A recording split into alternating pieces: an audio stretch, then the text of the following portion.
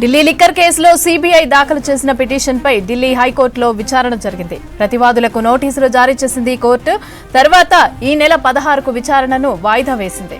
దర్యాప్తు అధికారిపై న్యాయమూర్తి చేసిన వ్యాఖ్యలపై స్టే విధించింది న్యాయస్థానం. ఇక సీబీఐ తరపున హాజరై వాదనలు వినిపించారు సొలిసిటర్ జనరల్ తుషార్ మెహతా. ప్రతివాదులుగా ఉన్న కేజ్రీవాల్, కవిత సహా 23 మంది నిందితుల తరపున న్యాయవాదులు హాజరు కాలేదు. దీంతో ప్రతివాదులందరికీ కూడా నోటీసులు జారీ చేస్తూ విచారణను 16కు వాయిదా వేసింది ఢిల్లీ హైకోర్టు. ఢిల్లీ లిక్కర్ కేసులో సీబీఐ దాఖలు చేసిన పిటిషన్పై ఢిల్లీ హైకోర్టులో విచారణ జరిగింది. ప్రతివాదులకు నోటీసులు జారీ చేసింది కోర్టు. తర్వాత ఈ నెల 16కు విచారణను వాయిదా వేసింది. దర్యాప్తు అధికారిపై న్యాయమూర్తి చేసిన వ్యాఖ్యలపై స్టే విధించింది న్యాయస్థానం. సీబీఐ తరపున హాజరై వాదనలు వినిపించారు సొలిసిటర్ జనరల్ తుషార్ మెహతా. ప్రతివాదులుగా ఉన్న కేజ్రీవాల్, కవిత సహా 23 మంది నిందితుల తరపున న్యాయవాదులు హాజరు కాలేదు. దీంతో ప్రతివాదులందరికీ నోటీసులు జారీ చేస్తూ విచారణను 16కు వాయిదా వేసింది ఢిల్లీ హైకోర్టు.